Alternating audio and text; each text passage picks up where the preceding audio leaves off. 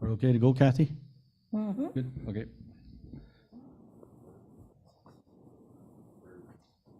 Okay, we'd like to call this meeting to order. I'd like to note all members present. Councillor Hatfield's on Zoom, and we have some guests in the galley. Welcome to our council meeting. First of all, I'd like to do the land acknowledgement. We will begin this meeting by acknowledging that we are gathered on the land that has been inhabited by Indigenous people since time immemorial. We would like to recognize that we are in the Robertson Treaty Superior Treaty territory, and the land on which we are gathered today is a traditional territory of the Anishinaabe. Specifically, we acknowledge the neighboring community of the Mishpekauton First Nation, for whom we have great respect. We also recognize the contributions of the Indigenous people, including the Métis, in shaping and strengthening the community of the province of Ontario.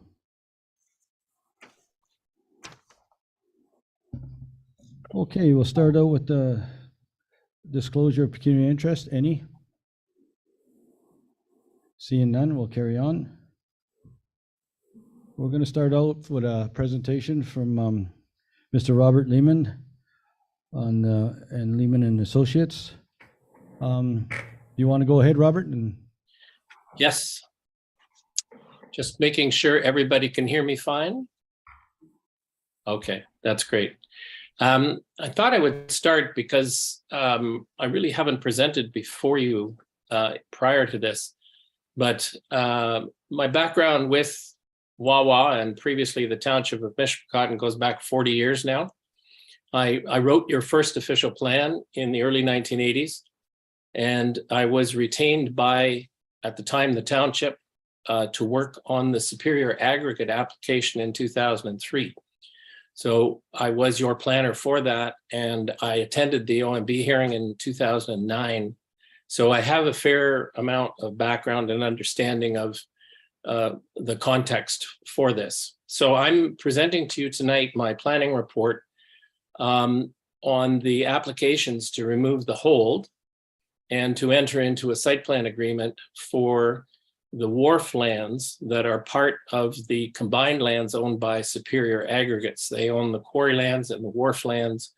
The quarry lands were approved by the municipal board in 2009 under the Aggregate Resources Act to get a license to quarry with all of the requirements that come with that, which is administered by the Ministry of Natural Resources and Forestry. And the municipal board at the same time also approved zoning to allow the wharf to be used to help transport the quarried trap rock from the quarry immediately adjacent to the wharf to lake freighters that would be moored at the wharf. And as you're all aware, the company went bankrupt. The American company went bankrupt in the 2008-2009 recession, and hence there was a significant delay in the applicant, the owners of the land, trying to meet the conditions of the board approval, because the board approval was not absolute. It said that in order to use the wharf, you had to meet 4 conditions. And I'm here to report to you that I believe that these conditions have been met, and I'll go into a little bit of detail with that. The conditions had to do with preparing a stormwater report, a spills report, having financial securities, and having a site plan application. But in my planning work over the last 2 years, and it's been 2 years, I recognized that the township's interests needed to be not protected, but needed to be reviewed, because the decision that the board made in 2009 was based upon the legislation at the time. And many of the regulatory aspects that deal with the quarry and its potential impacts have changed over the last 14 years. So I met with representatives of 3 ministries, and the Department of Fisheries and Oceans to determine from them the degree to which they're almost all environmental requirements had changed and what would be required by those ministries when this application came forward. Because I wanted to make sure that approval of the removal of the hold wasn't going to allow or wasn't going to create a situation where some of those new regulations didn't have to be met.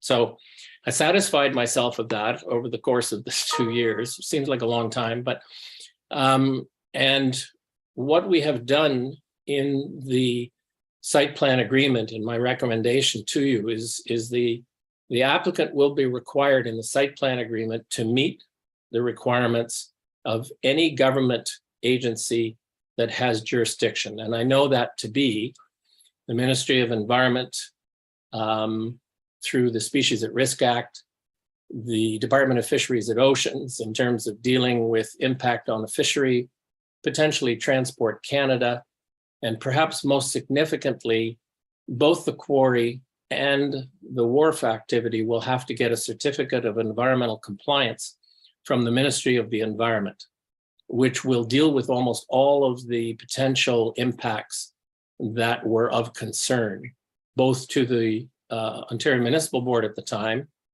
and in our many discussions with Mishpekot First Nation, many of those issues came up as well. And they were very concerned that the municipal board was not aware of the potential impacts at the time and how was that going to be protected. So my biggest issue and problem that I had in trying to figure out how to deal with this was how to make sure that there was a safe and secure method of ensuring all of the parties that the government regulations would have to be followed. So what we did was we built into the site plan agreement a clause that simply says that before any activity starts on the wharf, the applicant, that's Superior, must meet the requirements of all government agencies, and we've cited a couple as examples.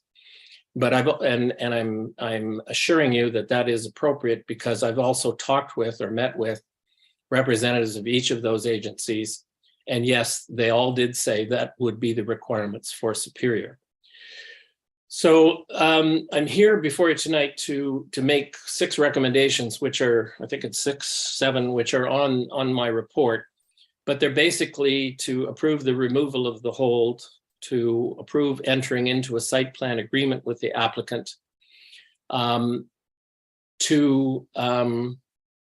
one which I haven't mentioned so far is to request the Ministry of Natural Resources and Forestry to convene a working committee of the relevant ministries, Wawa, and Mishpekot First Nation, because there may be impacts that are unknown, and there's certainly going to be a communications problem going forward. There are many people involved.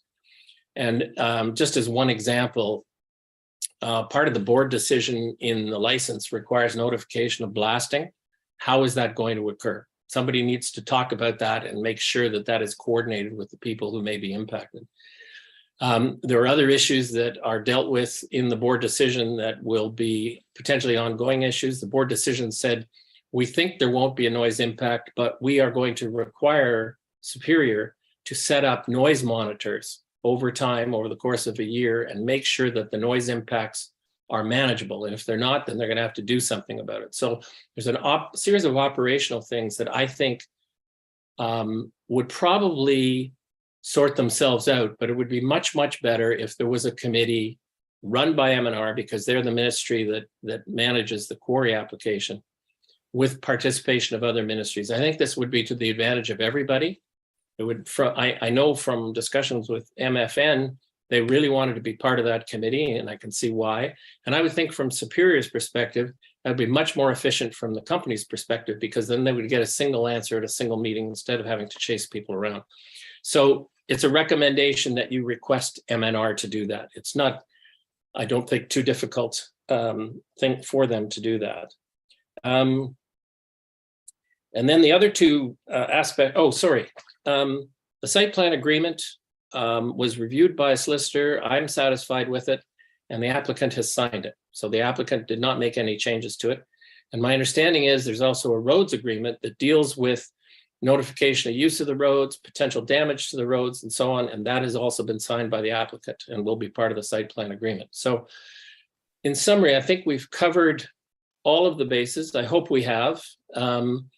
And I think that this can now take the next step, which is your approval of the removal of the hold, which will change the bylaw to simply M2 without the H. I think it's M2.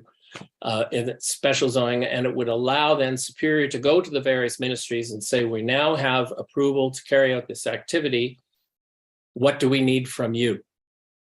And that would be the next step. Then they would get their environmental compliance approval, they would get their species at risk sign off, DFO sign off. They'd come back to Wawa and they'd say, here are all the sign offs. We now meet the conditions of the site plan agreement and we can begin operating. So I hope I haven't made this more complicated than it is, but I've got to tell you, it is one freaking complicated issue. With the quarry in one place, the wharf in another, Mishpicot and First Nations immediately adjacent. It was a very complicated file to work on, but I think we've sorted out what the key issues are. And my planning opinion is that these recommendations are appropriate. And I'm happy to answer any questions. Any questions, councillors? Go ahead, Councillor Pilan. I don't have any questions, but I did want to thank Bob for his work. I do recognize that this is a very complicated planning matter. And I do recognize that because of the OMB decision, I mean, our job is fairly clear of what where our rights and responsibilities lie. I do want to thank Bob for including all of the background information. So we were very made aware of all of the concerns that Mishpicot First Nation particularly brought forward regarding this matter. And I appreciate having that background knowledge. So thank you very much. Great. Councillor, I'm in the same seat as the councillor, as this has been an ongoing issue for a while, and we did a very, very extensive study and recommendations and that, and I don't think it was just taken lightly. Like, this has been a really serious report and what it states. So I want to thank you also for doing a fine job. Thank you. Appreciate that. And no other questions. I guess we'll thank you very much for doing that report. I'm going to continue to watch for a while. Okay. Okay, this will come up in the regular meeting next, in the council meeting. So we'll move on to number 3, approval of the agenda. Can we get a mover?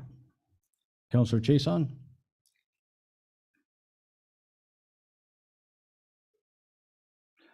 Well, no delegations and presentations. We just had one. Adoptions of minutes. Can we get a mover? Councillor Pilan. We'll go on to new business. 7.1, memo on water treatment plant water filters. Who's going to talk to this? You, Mayor, on behalf of Manuela, Dan, and Rebecca, we wanted to bring council up to date on our water treatment plant and the filters that need to be replaced. We had talked to council about this issue in the past. Just wanted to bring to council's attention that costs are increasing everywhere and have dramatically affected the purchase of the needed water filters. Sorry, I don't know why the mic is going in and out. So we had budgeted 150,000 in this year's budget for the, 150,000 for the filters, and we recently were advised that price has gone up $25,000. This means it'll impact on the monies we had proposed in our long-term budget for each year following. So the prices are increasing, but this is the only supplier of the needed filters for the water treatment plant. And we will fund that extra money from any surplus funds that would result from the water and sewer budget, or we would include the raising of those funds from next year's budget. Bear with us, we're trying to get used to these mics, because if we don't talk into them, they can't hear on Zoom, so. Any questions on that? Go ahead, Councillor Chason.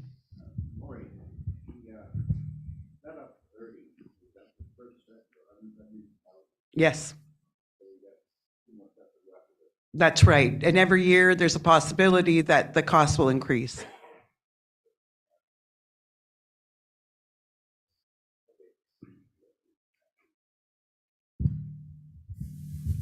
Okay, thank you. No other questions, we'll move on to 7.2, new draft policy on electronic monitoring. Kathy, you gonna try the mic? I'm going to try. Thank you, Mr. Mayor. So the provincial government recently passed legislation requiring municipalities to approve or to create a policy or electronic monitoring policy. This thing is great. And so what I have provided to you is a draft copy of the proposed policy for council's consideration. And we will bring it back to the October 18th council meeting for approval. So at this point, it's just in draft form, and we're just looking for comments. Thank you. Any questions, councillors? No questions? Okay, just can get back to you on any, just email Kathy on any comments on that policy. Thanks. We'll move on to 7.3, the new draft Joint Health and Safety Committee recommendation. Thank you.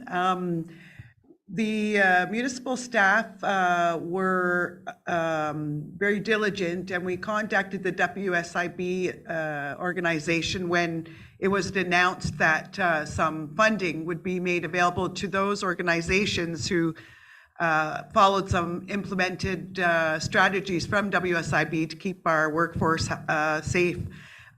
We joined that program, which will result in some cost savings and some funding over the next couple of years. As part of the project, we have redone all our health and safety policies. These policies are being put forward by our Health and Safety Committee. They're currently under review, and they cover numerous health and safety policies and procedures that are required in the municipality. So we present this as a draft to council so council can review. These policies are currently being reviewed by staff, and we would propose to bring these policies back to council for adoption at the next October 18th regular meeting. So similar to the clerk, if council wanted to take some time and review these policies and provide me by email any comments or concerns, we'd be happy to incorporate them. Thank you. Thank you. Okay, any comments? We'll get back to you. It's good to keep these policies revised and up to date. Okay, no in camera, no business arising in a closed session. Our next meeting will be Tuesday, October 18th. We'll close the meeting at 6:51. Can I get a mover? Councillor Cannon. Well, give us 2 minutes and we'll move on to the regular council meeting.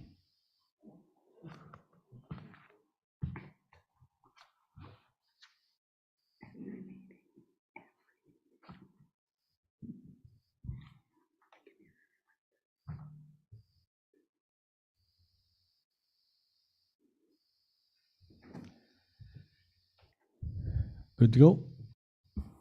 Okay, welcome again. We're going to do our regular council meeting now. I'll call the order and note all members are present, and we've got Councillor Hatfield on Zoom.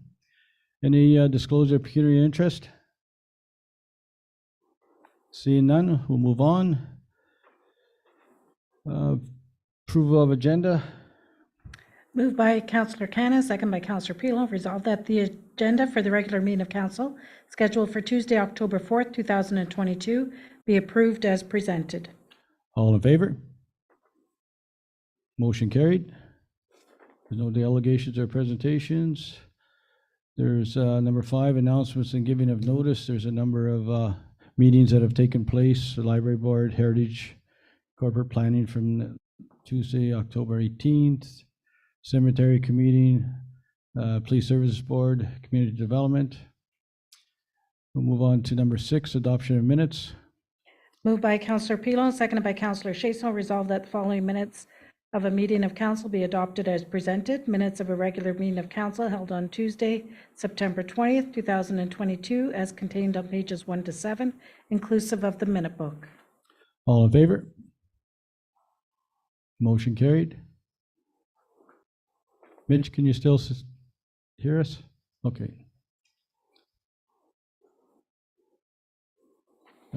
Correspondence. There's some correspondence for reading. Consent agenda. Moved by Councillor Pilon, seconded by Councillor Chason, resolved that the items listed under consent agenda, items 8.2 to 8.4, be approved as recommended. All in favor? Motion carried.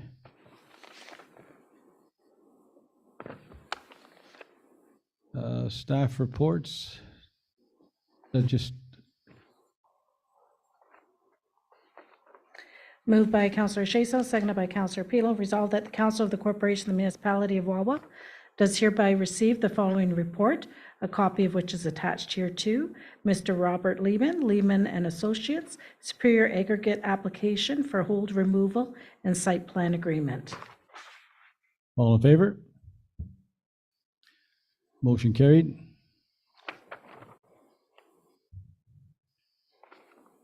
Bids, right, no news business, notice of motion. 13, bylaws. Moved by Councillor Pilon, seconded by Councillor Chason, resolved that the following bylaws be introduced and read a first, second, and third time, and finally passed, and that the mayor and clerk do sign and seal the same. Any rule of this council to the contrary notwithstanding. Bylaw number 3535-22, to confirm the proceedings of council at its meeting held on the 4th day of October, 2022. Bylaw number 3536-22, to enter into an agreement with Superior Aggregates Corporation respecting a site plan agreement for the Mishpacotton Harbor Wharf. Bylaw number 3537-22, to amend Schedule A4 of the Municipality of Wawa zoning bylaw 2821-15 by removing the holding symbol described in section 8.40 of bylaw number 2821-15, bylaw number 3538-22, to enter into a road use agreement with Superior Aggregate Corporation to use certain municipal roads and to allow for the construction, operation, and maintenance of its aggregate business and haulage of aggregate on public roads, Harbor Road. All in favor? Motion carried. There's no closed session, business arising. Next meeting is Tuesday, October 18th. Call to adjourn this meeting at 6:56. Moved by Councillor Cannon, seconded by Councillor Pilon, resolved that this meeting close at 6:56 p.m. All in favor? Motion carried. Thank you, everybody.